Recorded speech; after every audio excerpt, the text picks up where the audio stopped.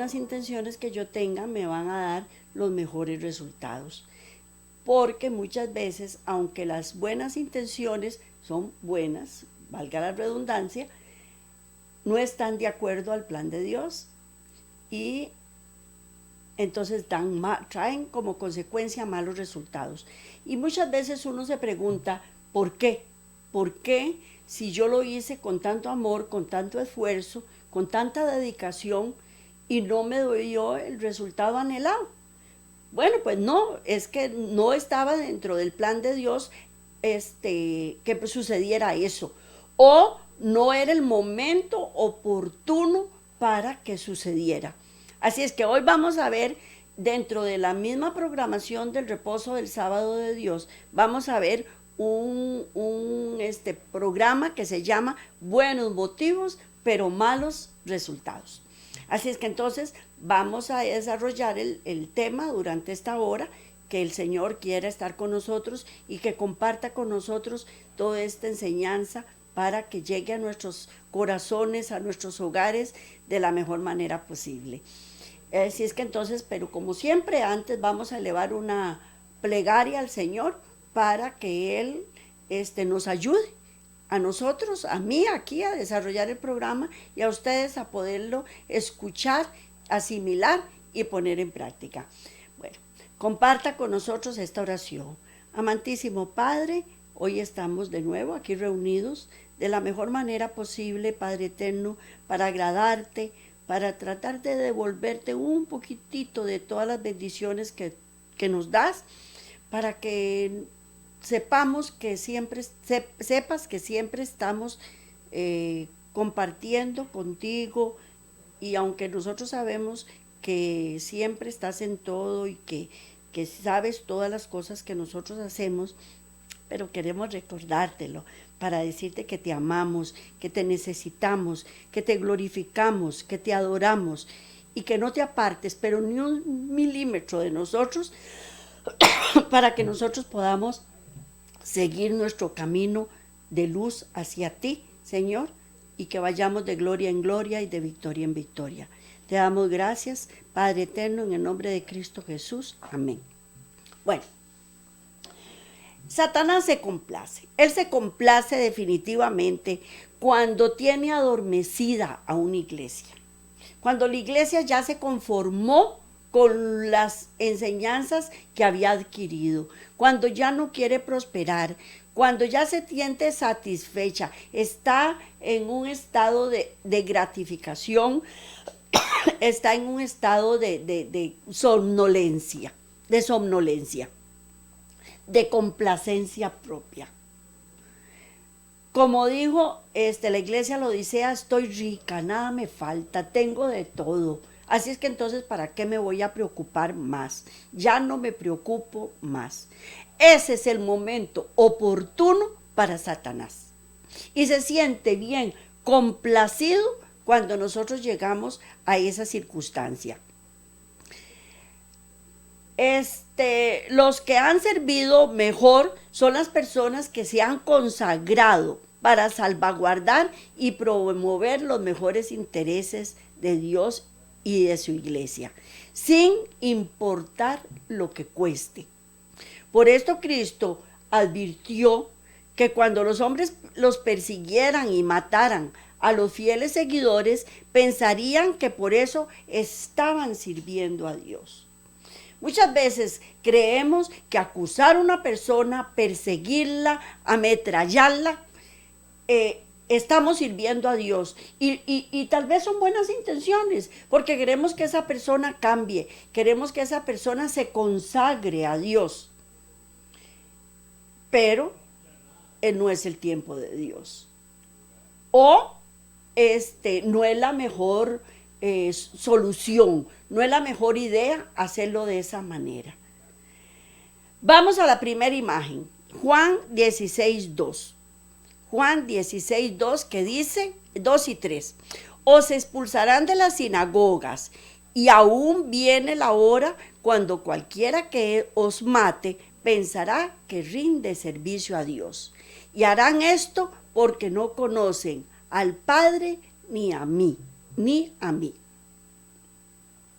Es terrible cuando uno sufre persecución. Es terrible, bueno, cuando uno anda en el mundo y anda haciendo lo que le da la gana, y llegan y lo acosan y lo regañan y lo persiguen y le dicen, eso más bien lo que hace es que lo insubordina a uno y dice, no me da la gana, no me da la gana, no quiero.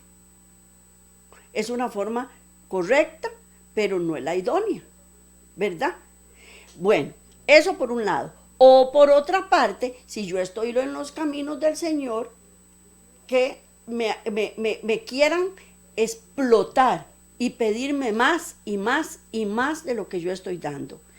Que yo debo dar más, sí es cierto, debo dar todo lo que yo tengo, pero en ese momento tal vez no estoy en condiciones de darlo. Entonces me van a echar de las sinagogas. Si yo, o que yo recibí un mensaje nuevo de salvación que no está de acuerdo con lo que están enseñando en la iglesia, porque los pastores se equivocan también. Y entonces yo llego y hablo de eso y todo el mundo me cae encima. Porque Dios nos va llevando desde el alba hasta el cenit en enseñanza. A unas personas les da menos, a otras personas les da más. Entonces a esas personas que les da más, llegan a una iglesia con algo nuevo que el Señor les dio y se hace una revoluta. Se hace una revoluta y entonces lo echan a uno de las iglesias, ¿verdad que sí? Bueno, por otra parte, todas esas cosas no van a hacer porque no conocen ni al Padre ni a mí. Ni al Padre ni a mí. También hay otras circunstancias, son los celos. Porque a veces llega una persona nueva a la iglesia y el Señor le da un montón de luz. Y uno dice, si yo tengo 20, 30 años, 10 años de estar aquí, ¿y por qué a ella ya le dan tanto y a mí no me dan nada? Entonces son celos. Y ahí es donde empiezan los problemas. Pues estas personas son realmente anticristos. Lo triste es que aún los mejores hijos de Dios pueden cometer el error de servir a Satanás creyendo que están sirviendo a Dios. Porque cuando nosotros actuamos con celos, con envidia, no es de Dios, eso no es de Dios. Y el alma es privada del sábado de Dios. Satanás actúa incesantemente para mantener a estos creyentes en la ignorancia de que están realmente haciendo lo que están haciendo, están sirviendo a Dios, mientras Dios dedica tiempo para educarlos en los principios verdaderos. Dios nunca nos manda a nosotros sin nada, nunca. Él siempre trata de darnos las cosas a su debido tiempo.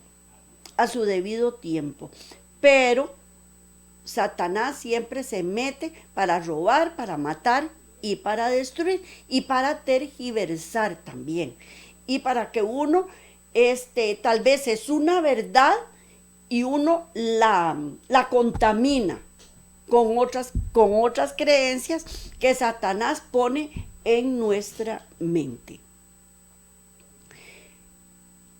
La Biblia demuestra que esta idea es falsa. No importa los motivos excelentes y el celo abnegado que yo tenga, no importa si el trabajo no está hecho conforme a los procederes correctos. Yo tengo, como se los he dicho en programas anteriores, Dios me da el plan, me da las circunstancias generales y me da las órdenes generales y las órdenes específicas. Yo tengo que esperar el momento que Él me las dé. Las órdenes, Él me da una orden general, pero yo tengo que preguntarle por las órdenes específicas. ¿Cuáles son? ¿En qué momento las debo usar? ¿Cómo las debo usar? Porque si no, no estoy con procederes correctos. Hasta que la iglesia esté completamente libre de estos procederes erróneos, sus miembros no pueden entrar en el reposo del sábado de Dios. La obra no puede ser terminada y el reino de Dios establecido en la gloria y la justicia eterna hasta que no se dé el reposo del sábado de Dios. Y vamos a ver algunos ejemplos. Los primeros en ser estudiados van a ser Abraham y Sara. Observaremos primero el grado de fe que ellos tuvieron. Eran gente completamente comprometida con el plan de Dios. Tenían fe. Ellos le creían al Señor. Abraham le creyó al Señor y su fe le fue contada por justicia. Lo único que deseaban era salvaguardar los mejores intereses del reino. Hacían cualquier sacrificio para ver el avance de la obra de Dios. Y solamente cuando el creyente es motivado por estas poderosas fuerzas, conoce plenamente los caminos de Dios y entra en su reposo. Este era Abraham. Y sin embargo, falló.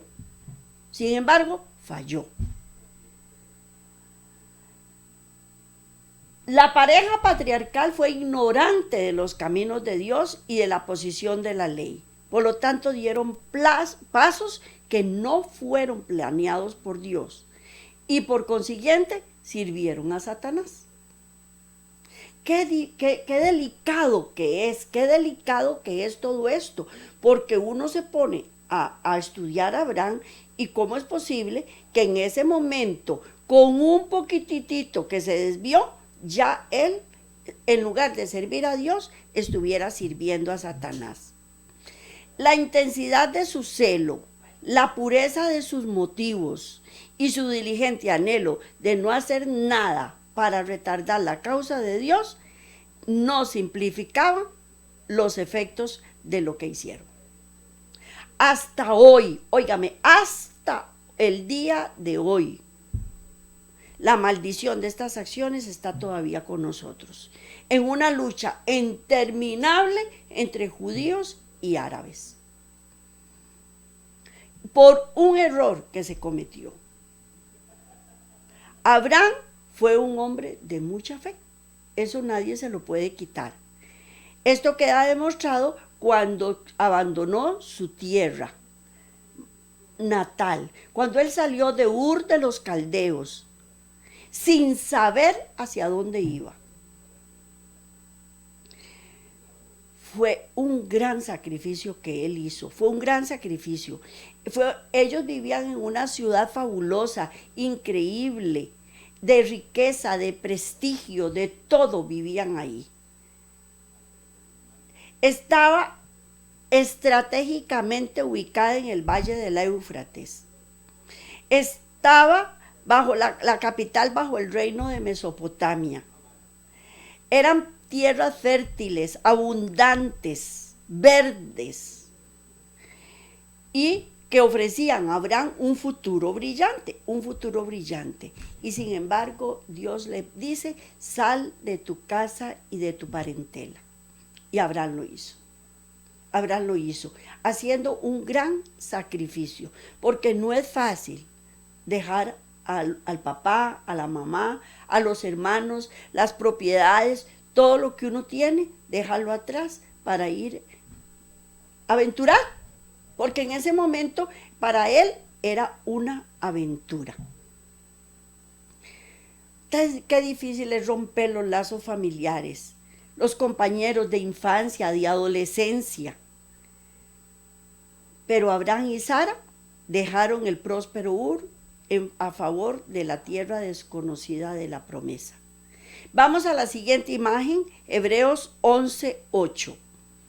Dice así, por la fe Abraham, siendo llamado, obedeció para salir al lugar que había de recibir como herencia, y salió sin saber a dónde iba. Él iba. Qué duro que es esto, porque uno dice, bueno, pues, ¿cuánta gente migra? y se va de un país a otro. Pero la mayor parte de las personas que migran de un lugar a otro es porque les está yendo mal en su tierra natal. Entonces ellos cogen sus cositas y se van, como lo hemos visto últimamente, caravanas de personas que migran. Pero ese no era el caso de Abraham. Ese no era el caso de Abraham. Y él obedeció, y sin saber hacia dónde iba. Para Abraham, la fe era la sustancia de las cosas que se esperan, la demostración de las cosas que no se ven. Y eso vamos a la siguiente imagen, Hebreos 11:1, que dice así, Hebreos 11:1, que dice ahí, es pues la fe la certeza de lo que no se espera, la condición de lo que no se ve. Eso es lo que tenía Abraham en ese momento. Abandonó su hogar, sus parientes, su tierra nativa, bajo la dirección divina. Por la fe habitó en las tierras prometidas como en tierra ajena, cuando morando en cabañas con Isaac, como Isaac y Jacob, herederos justamente de la misma promesa.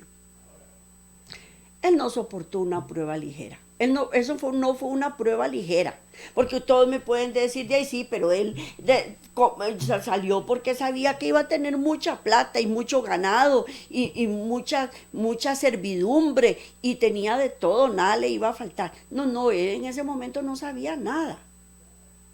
Él iba a aventurar. Es más, ni siquiera iba a aventurar, iba a obedecer el mandato de Dios. Eso era lo que iba a hacer. Tenía fuertes vínculos que lo ataban a su tierra, a sus parientes, a su hogar, pero no vaciló en obedecer al llamamiento. No preguntó absolutamente nada sobre la tierra prometida. Si era feraz, si el clima era saludable, si los paisajes eran agradables, si había oportunidad de acumular riquezas. Nada de eso preguntó. Dios habló, le dio la orden general y simple y sencillamente obedeció. El lugar más feliz para él era donde Dios quería que estuviese. Qué terrible que es esto, porque yo les he contado a ustedes en otros programas que vivo en un barrio marginal y el Señor me tiene ahí. Yo muchas veces quise salirme de ese lugar, muchísimas veces, y la respuesta fue no. Hasta que un día entendí que uno tiene que estar feliz donde Dios quiere que uno esté. Y eso no es fácil, pero hay que estar feliz. Porque si Dios lo tiene ahí, es porque una vez un señor me dijo, donde usted está es el lugar indicado para que usted esté. Porque si Dios la tiene ahí, es porque ahí tiene que estar. Y eso cuesta aceptarlo, no es tan fácil. Y sin embargo, Abraham lo hizo. Ninguna falta puede ser hallada en la fe de Abraham mientras lo condujo a obedecer implícitamente a Dios, sin importar el sacrificio. Esta actitud lo hace a uno esperar que él siempre haría lo que fuera correcto y placentero a la vista del Señor. Además fue un hombre de constante oración. Donde quiera que estuviera, levantaba un altar, llamaba a todos los que le acompañaban al sacrificio matutino y vespertino también. Su vida era un testimonio contundente al poder y la verdad de Dios, porque donde quiera que iba, los paganos eran inducidos a indagar los caminos de Dios. Cuando retiraba las tiendas, el altar quedaba allí. Y muchos peregrinos, cuando andaban en su peregrinaje y pasaban por un altar, sabían que Abraham había estado allí y que ese era un altar hecho por Abraham, y ellos ahí paraban y adoraban a Dios, porque era tal el amor y la fe que Abraham tenía por Dios, que eso lo transmitía a las demás personas. Fue misionero, fue devoto, próspero, a quien Dios usó efectivamente para sembrar la semilla de la verdad en la tierra de Canaán. La gente reconocía su estrecha relación con Dios. La gente reconocía la superioridad de su forma de vida, las verdades que él expresaba. Y así muchos dejaron el camino del paganismo y se unieron a Jehová como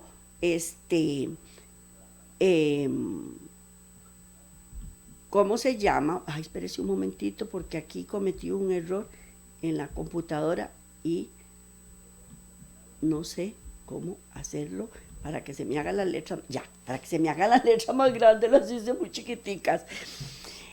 Y entonces así él fue inspirador de muchas personas. Dios reconoció a Abraham como la verdadera sucesión espiritual en línea patriarcal. Prometió que por medio de él nacería el Mesías y que su descendencia sería incontable como las estrellas. Y ahí fue donde la fe de Abraham fue probada. ¿Por qué?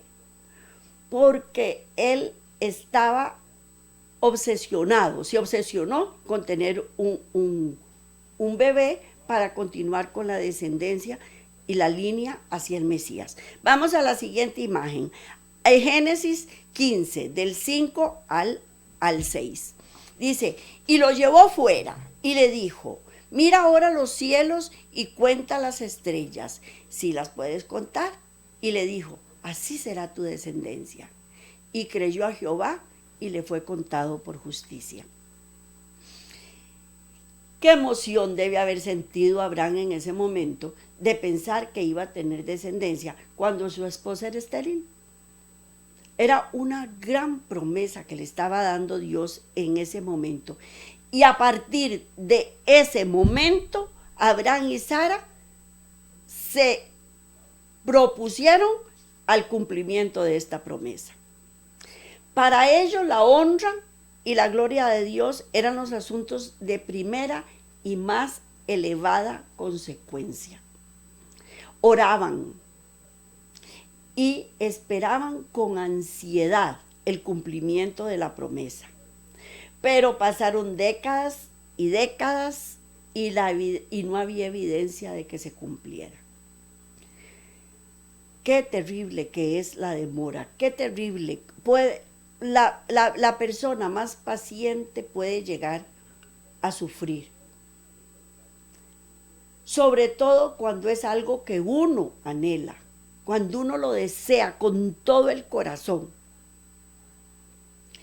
Pero cuanto más larga la demora, tanto más grande era la presión que Satanás ejercía sobre ellos para que ellos llevaran el plan a cabo por sus propios medios. Y es una presión increíble. No solamente, bueno, uno sabe que Satanás usa a otras personas, pero muchas veces le preguntan, ¿y cuándo vas a tener un bebé? ¿Y cuándo y no has podido tener bebés? No te gustan los chiquitos. No querés tener descendencia. Y uno que siente que el corazón se le parte en 1000 pedazos porque lo ha intentado, ha luchado y no lo ha conseguido.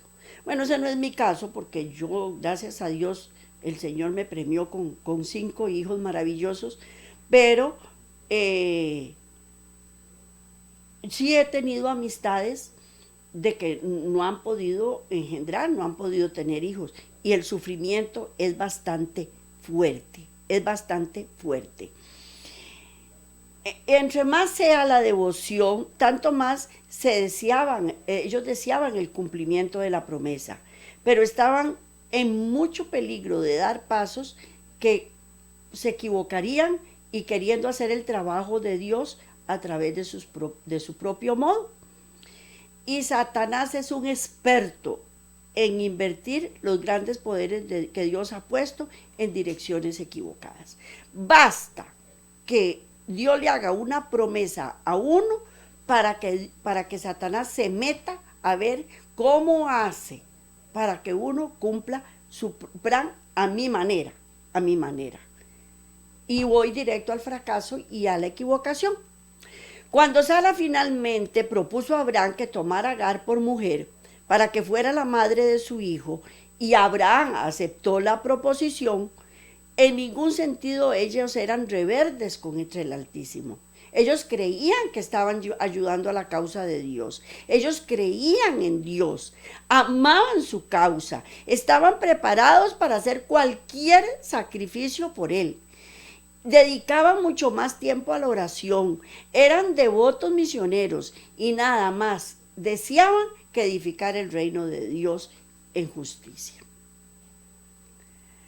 Pero todos estos atributos no les impidió edificar el reino de Dios a su modo, ni canceló las malas consecuencias de la elección que habían hecho y del rumbo que estaban siguiendo. La enemistad innecesaria entre Ismael e Isaac ha continuado hasta hoy y ha amenazado la paz del mundo vez tras vez. Nació Ismael. Abraham lo consideraba con ilimitado afecto. Era su bebé, era su primogénito. Aparentemente, sin la menor duda de que Dios había aceptado al hijo como verdadero cumplimiento de la promesa. Él no lo dudó, es más, él educó a Ismael como el hijo de la promesa. Así lo educó él. Pasaron 13 años, cuando Dios, en todos esos 13 años, no le dijo absolutamente nada a Abraham. No le dijo nada con respecto a Isaac. No le dijo absolutamente nada. Parecía que él estaba complacido, que lo aceptaba, que no condenaba a Abraham por sus acciones. Pero llegó el momento en que Dios reapareció y repitió la promesa que Abraham sería el padre de muchas naciones. Él enseguida pensó que esto iba a ser por medio de Ismael. Eso fue lo que él pensó. Cuando Abraham tenía casi 100 años, se le repitió la promesa de su hijo y se le aseguró que el futuro heredero sería hijo de Sara. Pero Abraham no comprendió todavía la promesa. No le comprendió, porque uno cree lo que quiere creer y entiende lo que quiere entender. Y enseguida pensó en Ismael y se aferró a la creencia de que por medio de él se iban a cumplir los propósitos de Dios. Y en su efecto por su hijo dijo: ojalá Ismael viva delante de ti. Ojalá Ismael viva delante de ti. Un padre suplicando por su hijo. En lo profundo, Abraham defendía el procedimiento por medio del cual él hizo a Ismael, o que Ismael había nacido. Él era como un reclamo para aceptar la forma del hombre promover la obra en lugar de Dios. Pero el rechazo divino de Ismael como hijo de la promesa agitó ciertas reacciones emocionales de Abraham. Le impidió discernir las implicaciones de la declaración de Dios y su respuesta a eso. Él le dolió en lo más profundo de su ser cuando Dios le dijo que no. Dios estaba realmente proponiendo lo imposible para Abraham. Él no podía aceptar en ese momento que él y Sara podían concebir un hijo. Él era un anciano y Sara ya se le había retirado la costumbre. Estaban envejecidos los dos.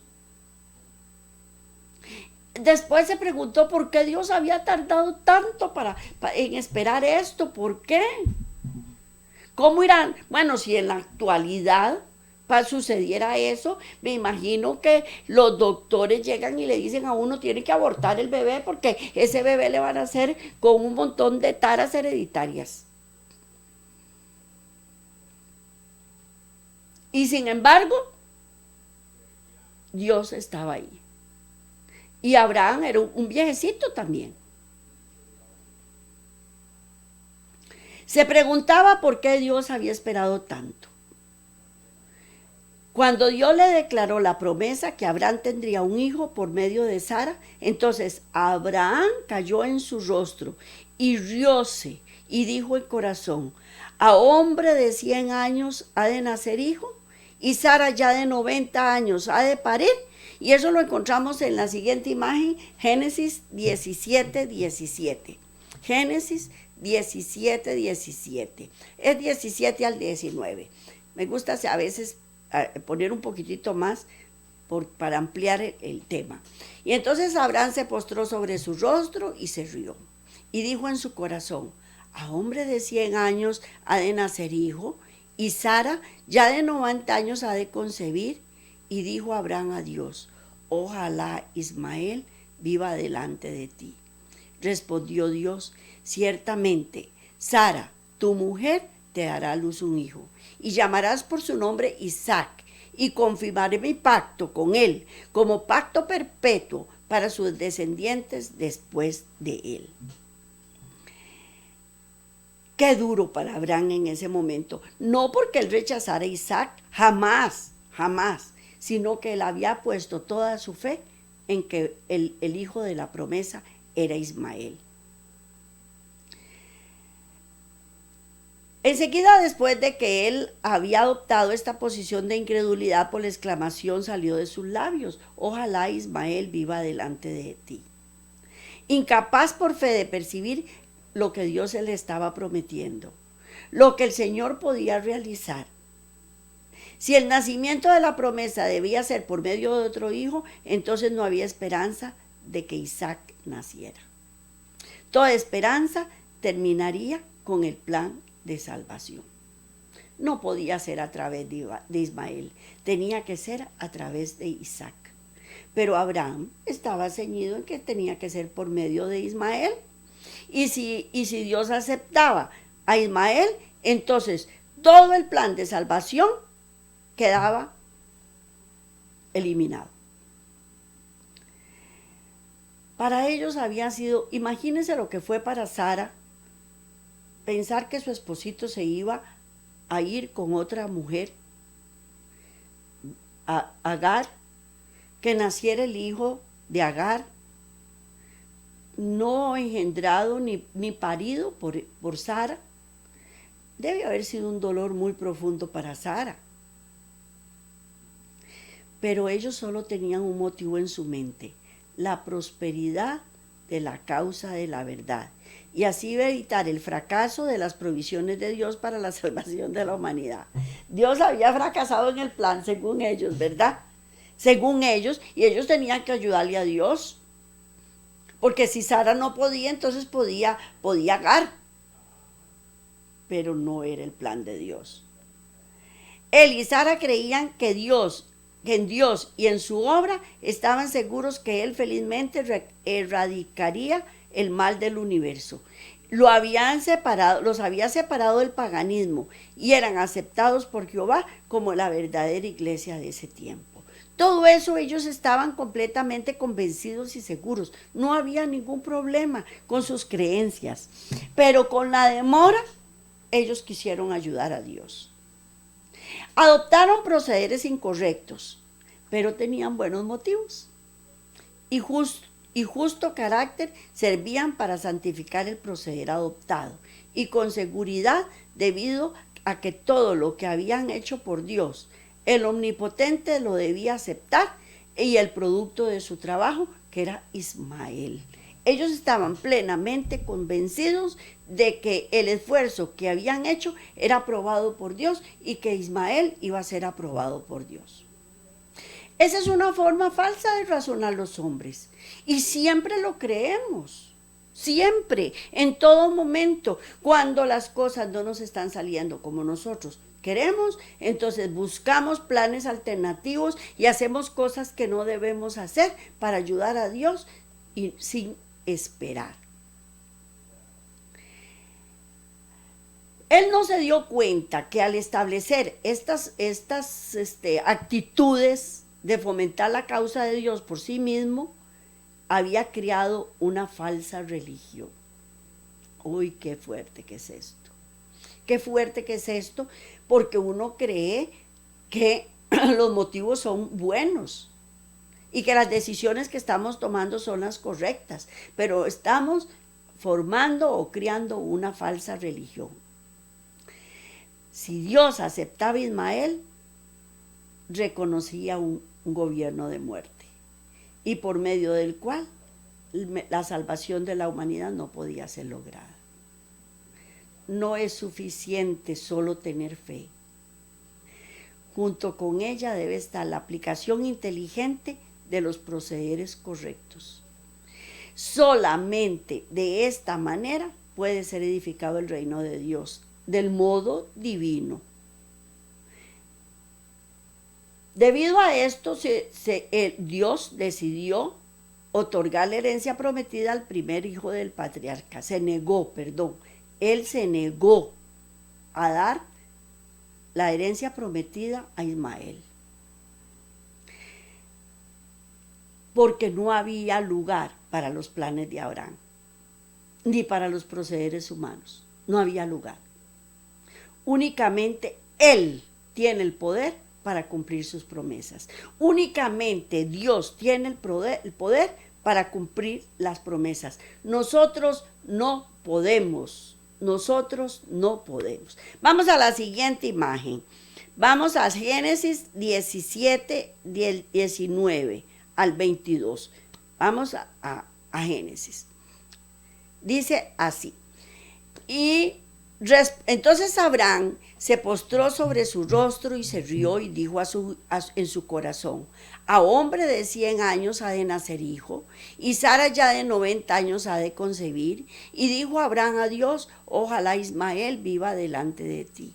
Respondió Dios: ciertamente Sara tu mujer te dará a luz un hijo, y llamará su nombre Isaac, y confirmaré mi pacto con él como pacto perpetuo para sus descendientes después de él. Siguiente imagen. Mas yo estableceré mi pacto con Isaac, el que Sara te dará luz, por este tiempo el año que viene. Y acabó de hablar con él, y subió Dios de estar con Abraham. De estar con Abraham. Siguiente imagen. Bueno, esa todavía aún no. No importó qué dedicados y abnegados y celosos fueran, Dios no haría ni aceptaría las obras que fueron resultados de los intentos de Sara y de Abraham para progresar la causa de sus propios planes. Dios contaba la fe de Abraham por justicia, sí es cierto, pero no santificó los métodos equivocados. Usados ambos, Ismael e Isaac, representan a los que edificarán el reino de Dios conforme al Altísimo. Uno representa a los que intentan hacerlo por métodos humanos, y el otro por los procederes de Dios. Ambos tenían la misma dedicación, celo, abnegación, vehementemente anhelo por el bienestar de la causa de Dios, pero solo en los que están simbolizados por Isaac, el pacto de Dios es hallado. Tenemos que tener mucho cuidado a quién estamos sirviendo, porque Dios, por más que los motivos sean buenos, no acepta los malos procederes. Vamos a Gálatas 4, Gálatas 4 del 21 al 31, vamos a ir por partes. Decidme, los que queréis estar bajo la ley, ¿no habéis oído la ley? Porque está escrito que Abraham tuvo 2 hijos, uno de la esclava y el otro de la libre. Pero el de la esclava nació según la carne, más el de la libre por la promesa, lo cual es una alegría, pues estas mujeres son los 2 pactos. El uno proviene del monte Sinaí, el cual da hijos para esclavitud. Este es Agar. Siguiente imagen. Porque Agar es el monte Sinaí en Arabia y corresponde a la Jerusalén actual, pues está junto con sus hijos en pues ésta, junto con sus hijos, está en esclavitud. Mas la Jerusalén de arriba, la cual es la madre de todos nosotros, es libre, porque está escrito: regocíjate, oh estéril, tú que no das a luz, prorrumpe en júbilo y clama, tú que no tienes dolores de parto, porque más son los hijos de la desolada que de la que tiene marido. Siguiente imagen. Así que, hermanos, nosotros como Isaac somos hijos de la promesa. Pero como entonces el que había nacido según la carne perseguía al que había nacido según el Espíritu, así también ahora. Mas ¿qué dice la Escritura? Echa fuera a la esclava y a su hijo, porque no heredará el hijo de la esclava con el hijo de la libre. De manera, hermanos, que no somos hijos de la esclava, sino de la libre. Sino de la libre. Estad pues firmes en la libertad con que Cristo nos hizo libres, y no volváis otra vez presos al yugo de servidumbre. Esto es lo que tenemos que hacer: echar a la esclava que estaba en mí, porque es estéril, como le dijera, ¿por qué es estéril? Porque se cree que ninguno iba a lograr entrar al reino de Dios. Porque Satanás dijo: no pueden guardar la ley, no pueden.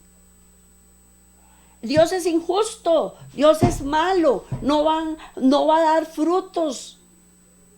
Pero Dios, con su infinito poder y misericordia y amor, nos hizo fértiles. Y estamos con el Hijo de la promesa. ¿Quién es el Hijo de la promesa? Cristo Jesús es el Hijo de la promesa. Y Él es el que nos hace libres. Y no puede heredar el Hijo de la promesa con el hijo de la esclava. Eso es lo que Dios nos dice ahora. Tenemos que nacer de nuevo en Cristo Jesús.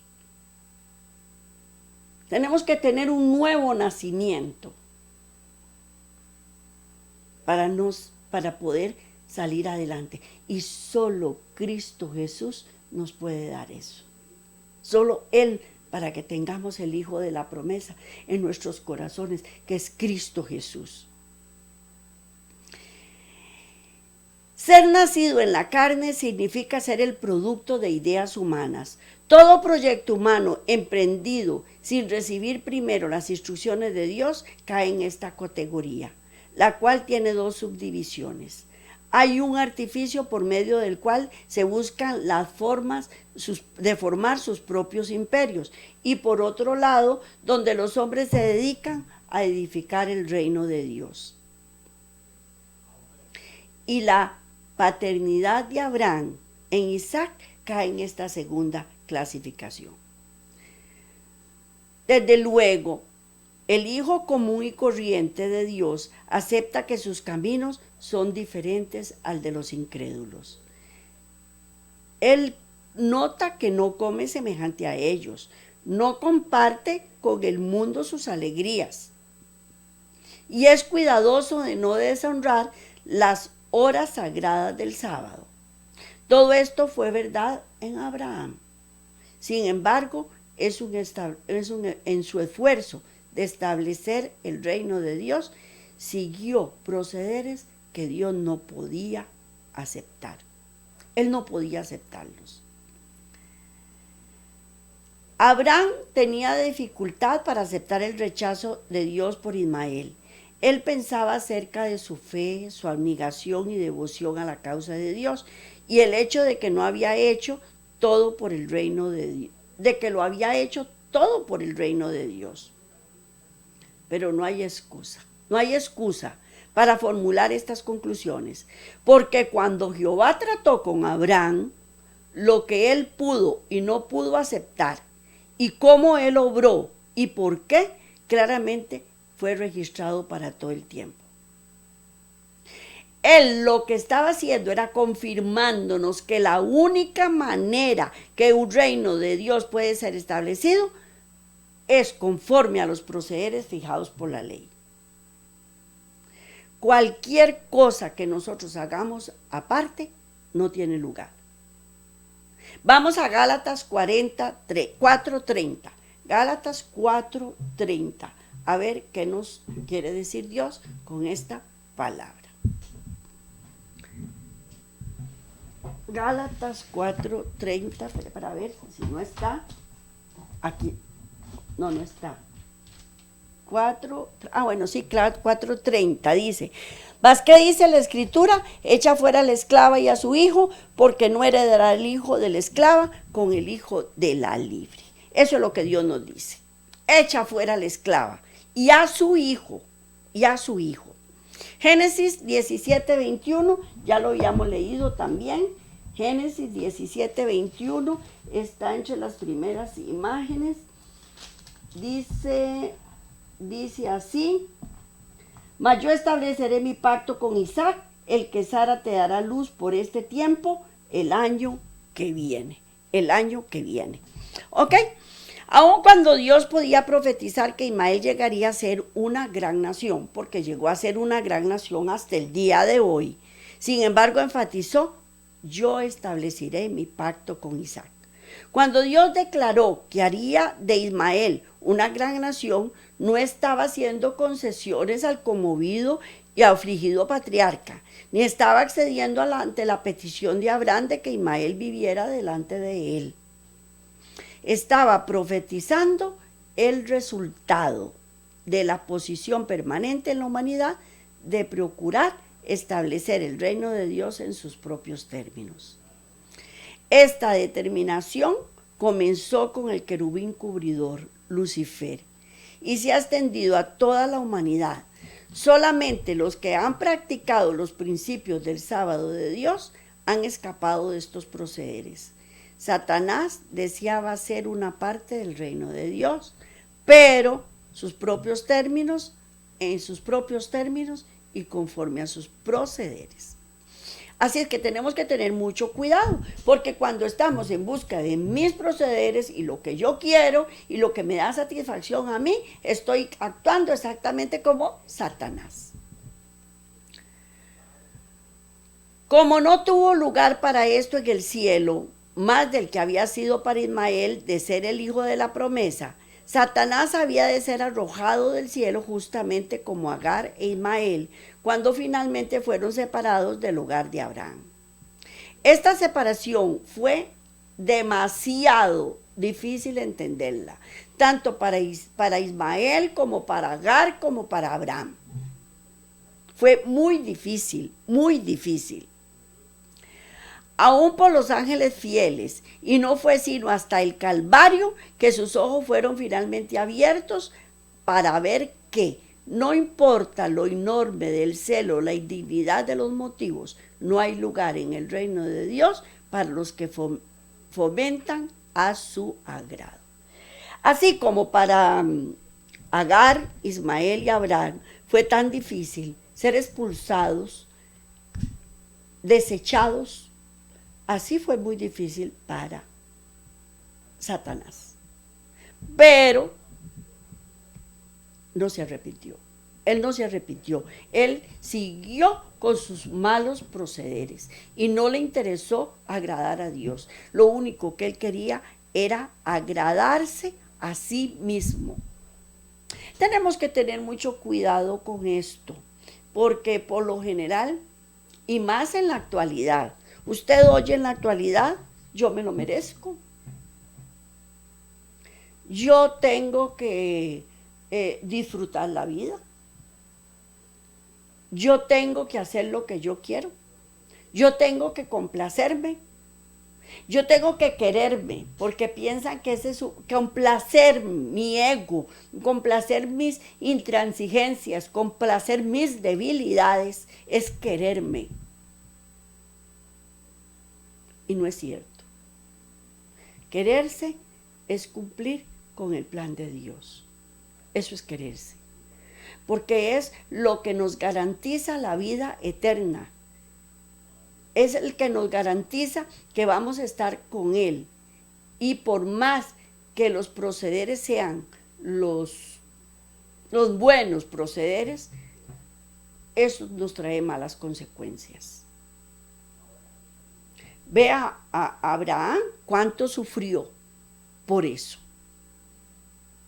Lucifer, cuando el desafecto inició y anduvo por todo el cielo tratando de ganar adherentes a su causa, estuvo ciertamente, aunque equivocado, preocupado por el reino de Dios y creyó que Dios estaba imponiendo una norma despótica y restrictiva sobre los ángeles y que el sistema debía ser reformado para bien de todos. Se presentó como uno que estaba preparando para hacer cualquier sacrificio por el bien de los ángeles buenos, y uno cuyos motivos no contenían vestigios de egoísmo. Esto lo influenció para concluir que si sus motivos eran elevados y desprovistos de justificación propia, entonces su causa no podía ser más honesta y justa. Cuando yo me estoy complaciendo, yo creo que estoy en justicia y que es justo para mí. Y no es así. Tal vez creo que eso es justo para mí, pero los procederes no son los correctos. Mucho cuidado, mucho cuidado. Si creemos que estamos sirviendo a Dios y al final de cuentas no lo estamos sirviendo, porque los procederes no son los correctos. ¿Queremos estar del lado de Isaac o queremos estar del lado de Ismael? Nosotros decidimos. Bueno, pues esto ha sido todo por hoy. Ha sido un gran placer para mí estar con ustedes, compartir esto y que haya sido una gran enseñanza para todos nosotros, incluyéndome yo también, porque para mí también yo soy probada y a veces las circunstancias se me ponen cuesta arriba, pero hay que tener la mirada puesta en el Dios y confiar en que el sábado y reposar en el sábado de Dios. Que Dios me los bendiga. Nos vemos de hoy en 8 si Dios quiere. Que tengan una excelente semana. Bendiciones para todos.